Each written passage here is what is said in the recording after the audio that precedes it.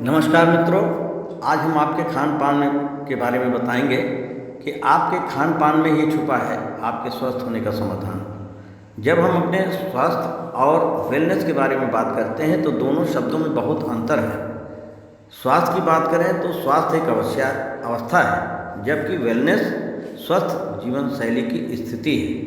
सबसे महत्वपूर्ण बात जो हमें समझने की ज़रूरत है कि हमारे दैनिक भोजन की आदतें और जीवन शैली हमारे शरीर की रूप, रंग और काया तय करती हैं। और आज के समय में हमें वास्तव में पोषण के महत्व को समझने की ज़रूरत है।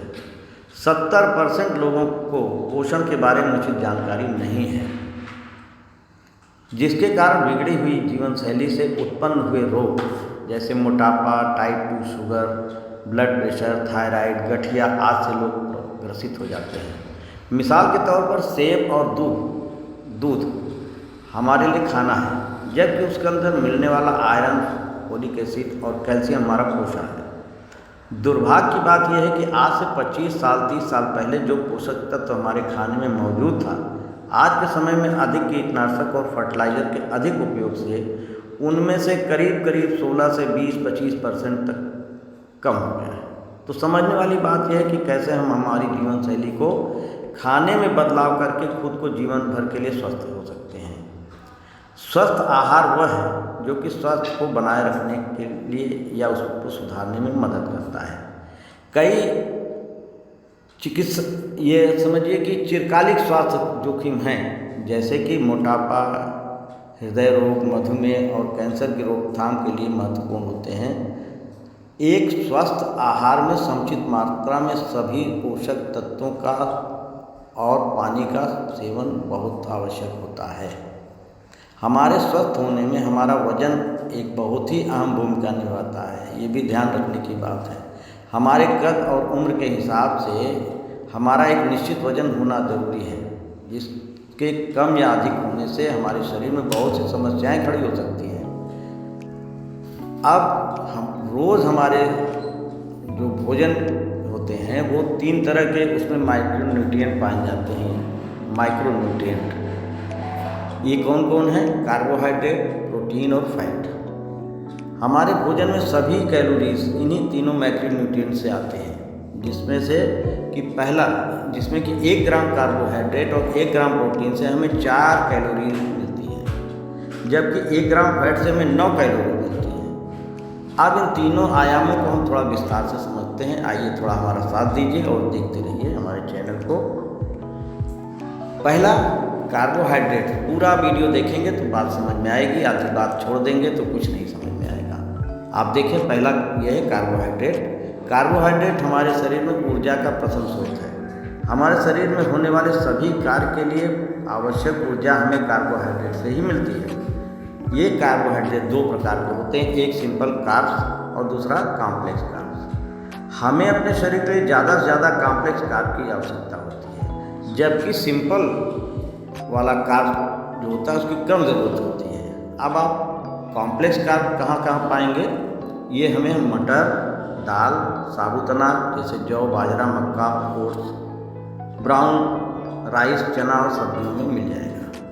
और इन्हीं की ही हमको सबसे ज़्यादा अधिक आवश्यकता होती है। और दूसरा जो सिंपल कार्ब्स है वो हमें चीनी से मिलता है, ज़्यादा पिसा हुआ गेहूँ जिसको कि हम मैदा का लेते हैं या आटा भी कहते हैं, बहुत पतला होता है, मैदा, चावल, आलू से ये हमें मिलता है सिंपल कार्ब्स। लेकिन इनकी हमको बहुत कम से कम आवश्यकता पड़ती है। इसका ये मतलब नहीं है कि इसको हम खाना छोड़ दें, ऐसा नहीं है कि हम इसको खाना ही बंद कर दें, लेकिन बस इतना ध्यान रखें कि उसको कम से कम खाना है। अब बात आती है प्रोटीन की नंबर 2 पर।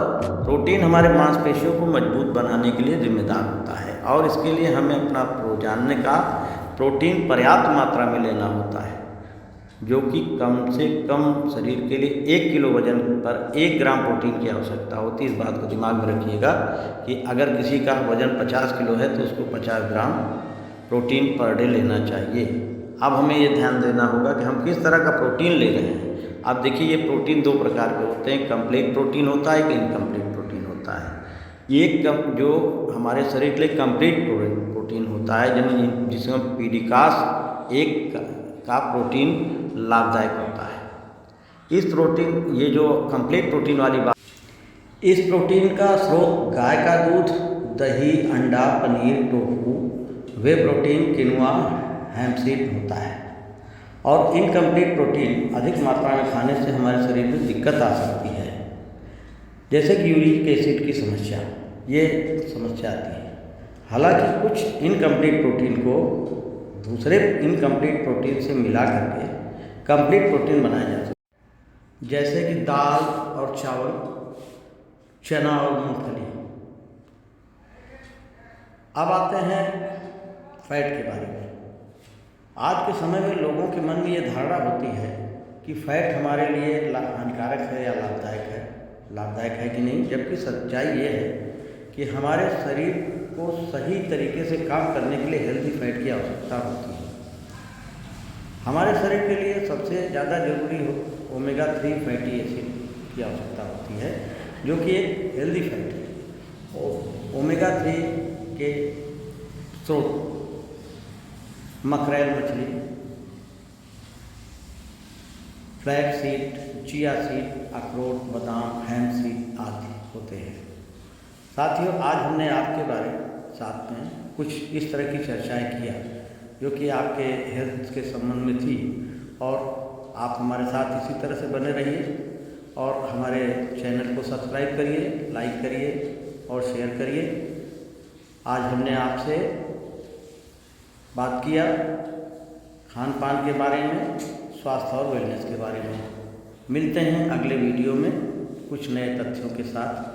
तब तक के लिए हम नमस्ते करते हैं। नमस्कार। निवेदन, यदि आपने अभी तक हमारे चैनल को सब्सक्राइब नहीं किया है तो कृपया तुरंत ही सब्सक्राइब कीजिए, लाइक कीजिए और अधिकतम शेयर कीजिए। इस प्रकार हम आपके लिए और भी अच्छा से अच्छा वीडियो प्रस्तुत करने के लिए उत्साहित होंगे।